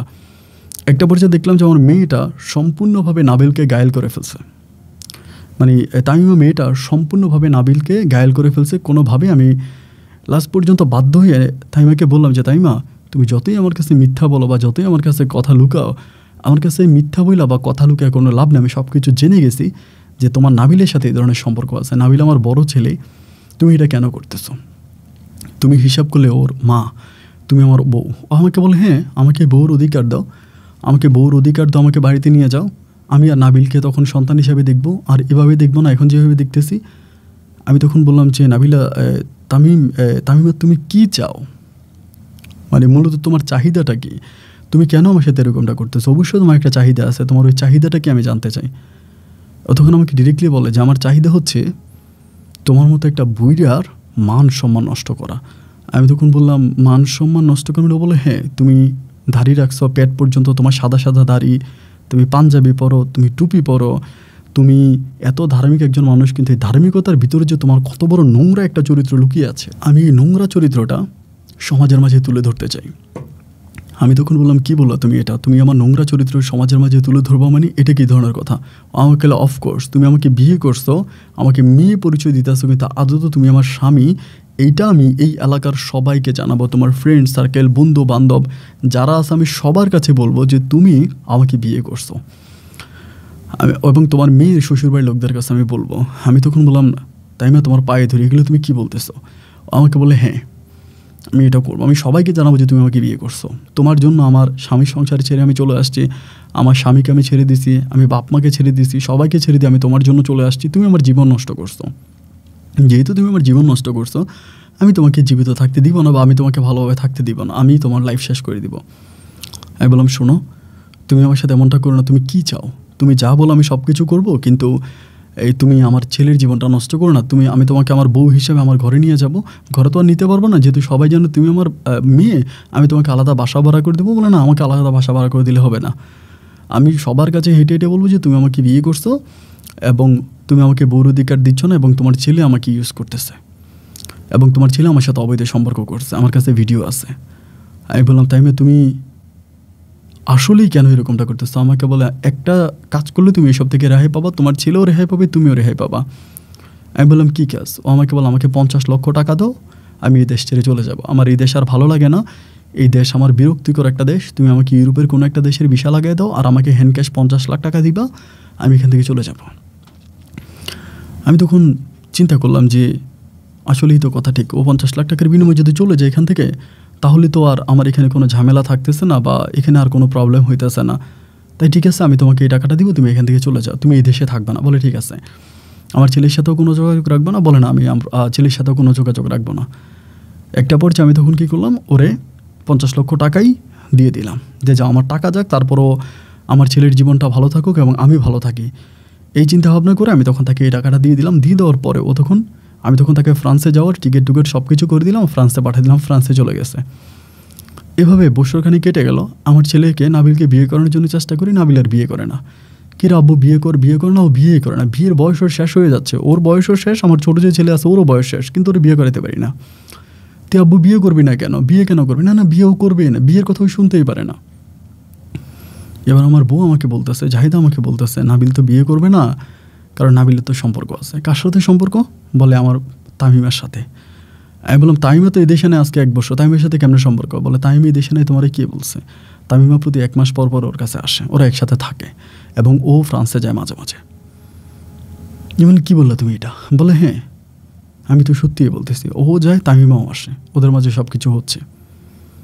তা আমি তো জানি তামিমা মেয়েটা খারাপ, আমার ছেলের জীবনটা শেষ করে দিবে। জাহিদার কাছ থেকে কথাটা শোনার পর আমি তখন তামিমারে ফোন দিলাম যে তামিমা এটা কি সত্য? আমাকে বলে যে না, এটা মিথ্যা কথা। আমি বললাম কিসের মিথ্যা? আমি তখন সব প্রমাণ হাতে নিয়ে বললাম যে আমার ছেলে তোমার কাছে যাচ্ছে, তুমি আমার ছেলের কাছে আসতেছো, তোমার সাথে আমার এরকম কথা ছিল না, তুমি আমাকে বলছিলে যে তুমি আমার ছেলের সাথেও কোনো সম্পর্ক রাখবা না, আমার সাথেও কোনো সম্পর্ক রাখবা না, তোমাকে আমি টাকাটা দিলে তুমি চলে যাবা, এখন তুমি ওইখানে গিয়ে আমার ছেলের সাথে সম্পর্ক রাখতেছো, এটা কি? আমাকে বলে পারলে আপনি আপনার ছেলেকে ঠেকান, আমি তো আপনার ছেলেকে করি না, ও কেন ফ্রান্সে চলে আসে, ও কেন আমার জন্য এটা করো ওইটা করো, আমি তো করতে চাই না, আপনি ওরা যদি পারেন ওরে আপনি ধরে রাখেন, আপনি ওটা ছেড়ে দিয়েছেন কেন, ও কেন আমার সাথে এরকমটা করবে, আমি তো এটা চাই না। আমি বললাম যে তুমি কি বলো? ও বলে ও চলে আসে ফ্রান্সে, আমাকে খুঁজে বের করে, এখন তো এটা ডিজিটাল জামান, আমি তো লুকিয়ে থাকতে পারি না, আমি ফেসবুক চালাই, ফেসবুক থেকে আমার লোকেশন বের করে, এইটা করে ওইটা করো, আমাকে খুঁজে বের করে, আমি কি করব? আমি তখন চিন্তা করলাম কথা তো ঠিক, গাইয়ের দোষ দেওয়া লাভ কি যদি আমার বেরেশকে আমি সামলাইতে না পারি। আমি তখন আমার ছেলেরে একদিন ডাকছে, ডেকে বললাম যে নাবিল এটা কী ধরনের কথা? আমাকে বলো আব্বু আমাকে বিয়ে করবো। আমি বললাম যে নাবিল দেখো আব্বু, মেয়েটা ভালো না। বলে ভালো, ও খুব ভালো, আমি ওকে বিয়ে করবো আব্বু, আমি ওর ছাড়া বাঁচবো না। আমি বললাম দেখো বাবা, পাগলামি করো না, পাগলামির একটা সীমা আছে, তুমি ওভার পাগলামি করতেছো, ওরে তুমি বিয়ে করবো মানে তুমি জানো ও কোন ক্লাসের মেয়ে? আমাকে বললো যেমন ক্লাসের মেয়েও হোক আব্বা, আমি ওর ছাড়া বাঁচবো না, আমি ওরই বিয়ে করবো। বিয়ে যদি জীবনে করতে আমি ওরেই বিয়ে করবো, আমি অন্য কারো বিয়ে করবো না, আমি ওকে অনেক ভালোবাসি। আমি তো ভাই তখন আর দুনিয়াতে নাই, কিরে আমার ছেলে আমার কথার অবাধ্য হয়ে গেল, ও তখন আর আমার কথার কোনো মূল্যায়ন করে না, আমার কোনো কথা শুনেই না, আমার পরিপূর্ণভাবে আমার কথার অবাধ্যই হয়ে গেছে। চিন্তা করতেছি এখন আমি কি করব, আমি এখন করবোটা কি? না পারি ওর কাছে বলতে যে দেখ তামিমাকে আমি বিয়ে করছো, আমার বউ ছিল, আবার না পারি এটা বললে ছেলে আবার কি বলে বসে না বলে বসে, তা তো আর বুঝতে পারি না। এরকম করে দিনগুলো কাটতেছে, না পারি কারো কাছে বলতে, না পারি সহ্য করতে, ছেলে যাচ্ছে, মানে যত ব্যবসা বাণিজ্য যত টাকা আছে সব তামিমাকে দিয়ে দিতে আছে। আমার গার্মেন্টসের মানে কয়েকশো কোটি টাকার আমার বিজনেস একেবারেই শেষ। ঢাকাতে আমার গার্মেন্টস, চিটংয়ে আমার গার্মেন্টসের পুরো 12টা বাজাই দিতেছে। আমি তখন ব্যবসায় হিসাব শুরু করে দেখলাম যে আমার গার্মেন্টসের কিচ্ছু নেই, সব ওকে দিয়ে দিচ্ছে। ওর জন্য ফ্রান্সে জায়গায় কিনে, বাড়ি কিনে, ওরে নিয়ে ঘুরে ফিরে, মানে ওর পিছনে সব শেষ। তো কী করবো, আমি তো কোনোভাবেই চাইতে পারতেছি না। এবং এই মেয়ে তার বাবা মাকে পর্যন্ত ফ্রান্সে নিয়ে গেছে, এই তামিমা তার বাবা মাকেও ফ্রান্সে নিয়ে গেছে, ফ্যামিলি নিয়েও তখন ফ্রান্সে থাকে। আমি তার সাথে ফোনে যতই কথা বলি, ও বলে আমি তো চাই না, তোমার ছেলে চলে আসে কেন? একটা পর্যায়ে একদিন রুমের ভিতরে আমি ওরে ডাক দিলাম, নাবিল ডাক দিয়ে বললাম যে নাবিল, ব্যবসা বাণিজ্য তো 12টা বাজতেছে, রেস্টুরেন্টের ব্যবসাও তো শেষ হয়ে গেল, এবং তুমি যে গার্মেন্টস ব্যবসা করতেছো, গার্মেন্টস ব্যবসার অবস্থা খুবই খারাপ, তো এরকম করলে তো ভাবছিলে কয়েকদিন পরে রাস্তায় বসতে হবে। আমি তো বুঝলাম না যে আব্বু তোমার সমস্যাটা কোথায়, এখন কেন তুমি এরকমটা করতেছো? আমাকে বলে না আব্বু আমার কোনো সমস্যা নয়। তো আমি কি বলছি নাকি যে আমার কোনো সমস্যা আছে? আমি বললাম যদি সমস্যাই না থাকবে তুমি বারবার এই মেয়েটার কাছে যাও কেন? আমি যে বললাম মেয়েটা খারাপ, তারপরেও কেন যাও? আমাকে বলে আমি মেয়েটাকে ভালোবাসি এবং তার আমি বিয়ে করব, তার সাথে আমার সব কিছু হয়েছে। আমি তখন 2টা থাপ্পড় মারলাম, খুব জোরে জোরে থাপ্পড় মারে বলে আর বেয়াদব, তাইলে শোন, এই মেয়ে আমার কাছ থেকে 50 লাখ টাকা নিয়ে গেছে। আমাকে বলে আব্বু কীভাবে আপনার কাছ থেকে 50 লাখ টাকা নিয়ে গেলো, এটা কী ধরনের কথা? একদম বললাম যে বাবা শোন, তোরে কী বলবো, আসলে আমার ছেলেটা কি স্বাস্থ্য ভালো ছিল আর কি, অনেক মোটা ছিল, অনেক স্বাস্থ্যবান ছেলে ছিল, আর তুই আমার কথা শোনাবো, তোর আমি বুঝাইতে পারতেছি না। এই ঘটনা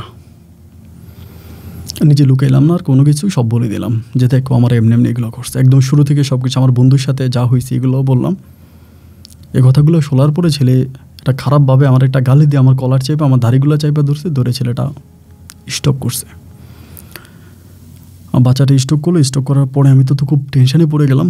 আমি সাথে সাথে ডাক্তার কল দিলাম, অ্যাম্বুলেন্সে করে হসপিটালে নিয়ে গেলাম। ডাক্তার বলতেছে মিনি হার্ট অ্যাটাক হয়েছে।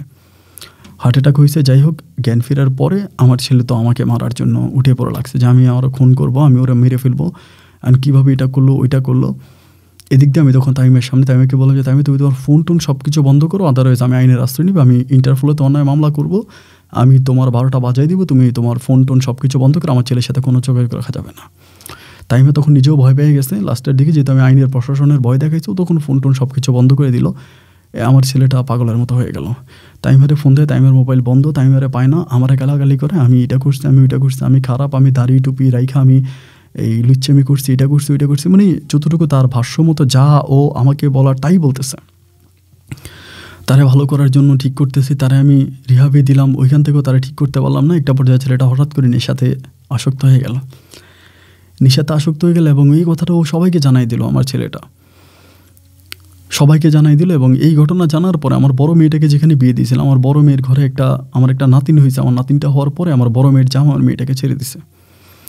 আর বড় মেয়ের জামাই বলে যে না, আমরা এরকম মানে লোকের সাথে আত্মীয়তা রাখবো না, ওনার নিয়ে যত কোটি টাকার মালিক হোক, যত শিল্পপতি হোক। আমার মেয়ের জামাইটা আমার মেয়েটাকে ছেড়ে দিল। এবং এই ছেলেটা প্রায় 8 মাসের মতো এরকম পাগলামি করতেছে, হসপিটালে এখানে সেখানে পাগলামি, নেশা করতে করতে করতে করতে একেবারে নেশাগ্রস্ত হয়ে গেছে। আমার ব্যবসা বাণিজ্য আর কিছু নাই বললেই চলে, আমার আর কোনো কিছুই নেই, অবকাশ কিচ্ছু নেই। আমি একদম রাস্তার ফকির হয়ে যাওয়ার মতো অবস্থা, রাস্তার ফকির হয়ে গেছি। আমি আর কোনো কিছুই ঠিক রাখতে পারতেছি না, কিছুই করতে পারতেছি না, যে কী করবো আর। আমার যারাই তো ভাই, আমি তো একেবারে নিঃস্ব, আমি তো না পারি আর কোনো কিছু করতে। এইভাবে প্রায় 1.5 বছরের মতো ছেলেটা পাগলামি করে। তাই যে মোবাইল বন্ধ করছে, আমি আর ওরে পাই না, আমার ছেলে পাবে কি, আমার ছেলে কী পাবে, আর আমি নিজেই পাই না। 1.5 বছর পর আমার ছেলেটা কমপ্লিটলি পাগল হয়ে গেল, পরিপূর্ণভাবে পাগল হয়ে গেল। এবং এই ঘটনার সূত্রপাত ধরে আমার ছেলেটা পাগল হয়ে যাওয়ার পরে আমার ওয়াইফ যখন এইসব বিষয় জানাজানি হলো, ওয়াইফে জানলো আমার ছেলেটা পাগল হওয়ার পর আমার ওয়াইফটা হার্ট অ্যাটাক করলো, জাহিদা হার্ট অ্যাটাক করে জাহিদা মারা গেল। জাহিদা মারা যাওয়ার পরে আমার ছেলেটাকে আমি রিহাবে পাঠালাম, ওইখান থেকে হসপিটালে। আজকে অনেকগুলো বৎসর, প্রায় 6-7 বৎসরের মতো আমার ছেলেটা এইভাবে পরিপূর্ণভাবে পাগল, গায়ে কোনো কাপড় রাখে না, কাপড় চোপড় খুলে ফেলে রাস্তাঘাটে পাগলামি করে। 2টা মেয়ে, ছোটো মেয়েটারে বিয়ে দিলাম, তাও জামাইয়ের ঘর করলো না। এই মেয়েটাও বিয়ে দেওয়ার 6 মাস পরে স্বামীর ঘর থেকে চলে আসলো। 2টা মেয়ে আমার ঘরে এখন। ছেলেটারে বিয়ে দিলাম, বিয়ে করাইলাম, বিয়ে করার পরে ছেলেটা আমার পরিবারে থাকবে না। আমার যে ছোটো ছেলেটা, আমার ছোটো ছেলেটা আমার পরিবার থেকে চলে গেছে, তার শ্বশুর বাড়িতে থাকে সে। আবার ছোটো ছেলেটাকে আমি BCS পাস করাইছি, ও একজন BCS ক্যাডার, ও শ্বশুর বাড়িতে চলে গেছে। আমার সাথে ওর এই ঘটনাগুলো জানার পর আমার ছেলে আর আমার সাথে থাকবে না, ও চলে গেছে। আমার 2টা মেয়ে আছে আমার সাথে, কিন্তু মেয়েগুলো যেসব কাজ করতেছে, যেগুলো চোখের সামনে দেখতেছি, কোনো প্রতিবাদ করতে পারি না। বড় মেয়েটাকে বলি যে মা তুই এগুলো কী করিস, আমার বলে এগুলো বাবা বাধা দেও কেন, তোমার জন্যই তো আমার সংসার ভেঙে গেছে, তোমার জন্য আমার সংসার ভেঙে গেছে, তোমার জন্যই তো আজকে আমার এই অবস্থা। হয়তো আমি স্বামীর সংসারে করতাম, ভালোই থাকতাম, আমার আর এসব করা লাগতো না। ছোটো মেয়েটারে বলি মা তুই এটা কী করতেছিস, আমাকে বলে বাবা তুমি কি ভালো, তুমি তো আমার চেয়েও খারাপ, আমি যা করতেছি তুমি তো আর 6 গুণ করছো, তুমি ভালো কেমনে, তুমি ভালো হইয়া তারপর আমাদেরকে ভালো উপদেশ দাও। 2টা মেয়ে যে কী করতেছে আমার মেয়ে, আমি আসলে বলতে পারতেছি না, লজ্জার বিষয়। আমি আজকে আমার কয়েক কোটি টাকার, কয়েক শত কোটি টাকার মালিক আমি। ব্যবসা বাণিজ্য বাংলাদেশের বাইরে বিভিন্ন জায়গায় ব্যবসা বাণিজ্য, কিন্তু লাভটা কি? আমার ঘরে কোনো শান্তি নেই, মনে কোনো শান্তি নেই। এবং এখন আল্লাহর কাছে মাপ চাই, তওবা করি। কি হবে আর, তওবা করলেও কি আল্লাহ মাফ করবে? আপন ভাই প্রতিটা মুহূর্তে একটা জিনিসই চিন্তা করতেছে, আল্লাহ নিঃশ্বাসটা নিয়ে যায়, নিঃশ্বাসটা আর বহন করতে পারতেছি না, বড় কষ্টে বেঁচে আছি ভাই। তাই আপনার কাছে দুঃখর কথাগুলো জানাইলাম। আজকে প্রায় 1 বছর মতো আমি আপনার গল্পগুলো শুনি, আবার গোপনে গোপনে শুনি। এই গল্পগুলো কারোর সামনে শুনলে আবার অনেকেই অনেক কিছু মনে করে, তাই এই জন্য গোপনে গোপনে গল্পগুলো শুনি আপনার কাছে। এই গভীর রাতে আমার মনের কথাগুলো বললাম। আমার মতো অনেক বাবারাই আছে সম্ভবত আপনার গল্প শুনে, যদি শুনে থাকে আমার ওই বাবাগুলোকে সতর্ক করার জন্য হলেও ভাই আমার গল্পটা একটু প্রচার করেন। আর আপন ভাই আমি এ দেশের একজন সম্মানিত ব্যবসায়িক, মানে প্রবীণ ব্যক্তি। আমি বয়স হয়েছে, আমার মরার বয়স চলে আসছে। তাই আমার গল্পটা আপনি প্রচার করে যদি করেন বা করেন, আপনি আমার নাম, ঠিকানা, লোকেশানে সব কিছু হাইড করবেন, কারণ এইসব বলে দিলে তো আর আমার আত্মহত্যা ছাড়া কোনো রাস্তা খোলা থাকবে না। যদি পারেন গল্প প্রচার করবেন, বাট এগুলো হাইড করে। আপনার জন্য অনেক দোয়া, ভালোবাসা। আপনি তো কখনো কাউকে সাহায্যের কথা বলেন না। আমি এখন বিভিন্ন জায়গায় মসজিদ, মাদ্রাসা করতেছি, বিভিন্ন জায়গায় এতিমখানা চালাইতেছি। শুনলাম আপনারও একটি এতিমখানা আছে। যদি সাহায্যের প্রয়োজনে আমার সাথে যোগাযোগ আপনি করেন যে কোনো সময়। আপনাকে অনেক পছন্দ করে, ভালো লাগে আপনি মানুষের বুকের ভিতর জমে থাকা না বলা কথাগুলো আপনার মাইক্রোফোনের মাধ্যমে আমাদেরকে শোনান। আসলে ভাই, অনেকে অনেক রকমের মন্তব্য করে, কিন্তু যাদের জীবনে ঘটে তারাই জানে। যেমন আমি তার ভুক্তভোগী, আমি বুঝতেছি যে আপনার গল্পগুলো কতটা সিরিয়াস।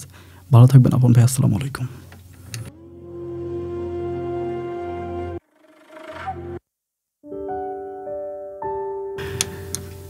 যেই ব্যক্তির গল্প, তিনি আমার বাবার চেয়েও আর বয়স্ক হবে, আমার বাবার থেকেও আরও বেশি বয়স তার। এবং আমি কসম করে বলতে পারি, এই ভদ্রলোককে যদি কেউ দেখে কোনোদিনও বিশ্বাস করবে না যে এটা তার গল্প। পেট পর্যন্ত দাড়ি ওনার, সাদা দবদবে দাড়ি, টুপি পরে, একদম আরবি লোকদের মতো লম্বা টুপি, সবসময় পাঞ্জাবি পরে থাকে। এই লোকটা যদি আপনার সামনে দিয়ে হেঁটে যায়, আপনি যদি সালাম না দেন, আপনি আফসোস করবেন যে আল্লাহ, এরকম একটা আল্লাহর উলি চলে গেল, আমি সালাম দিলাম না।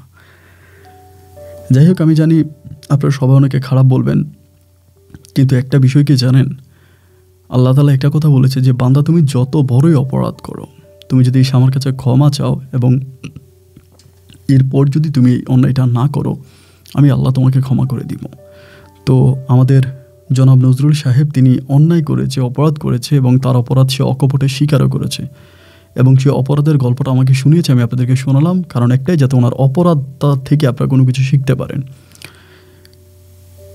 ভাই, সাপে সবল দিলে হয়তো আপনি ওঝার কাছে গিয়ে রেহাই পাবেন, ভূতে ধরলে হয়তো আপনাকে এই কবিরাজে বাঁচাইতে পারবে, কিন্তু নারীরূপী কালসাপ, ভালোবাসার ভূত যখন আপনার ঘাড়ে চেপে বসবে, আপনি আর রক্ষা পাবেন না। দেখেন, উনি যখন রিলেশনগুলো করে তখন কিন্তু তার বয়স 60-এর উপরে। এই বয়সে গিয়ে তিনি তামিমার ফাঁদে পড়ে গেছে। মেয়ে মানুষ পারে এমন কোনো কাজ নাই। সব মেয়েদেরকে বলছি না, কারণ কোনো এক মেয়ে মা হয়ে আমাকে দুনিয়াতে জন্ম দিয়েছে। তা বেশিরভাগ মেয়েগুলোই জানি কেন এরকমটা হয়, আমি জানি না। যাই হোক বন্ধুগণ, সবার কাছে অনুরোধ থাকবে, আপনারা গল্পটা ক্ষমা সুন্দর দৃষ্টিতে দেখবেন এবং গল্প থেকে কিছু শেখার চেষ্টা করবেন। আপনারা যদি কোনো কিছু শিখেন, তবেই আমার গল্প বলা সার্থক। সবাই ভালো থাকবেন, সুস্থ থাকবেন, এই শুভকামনা। আজকের মতো এখানেই বিদায়। দেখা হবে অন্যদিন অন্য কারো বাস্তব জীবনের গল্প নিয়ে। আল্লাহ হাফেজ অ্যান্ড আসসালামু আলাইকুম।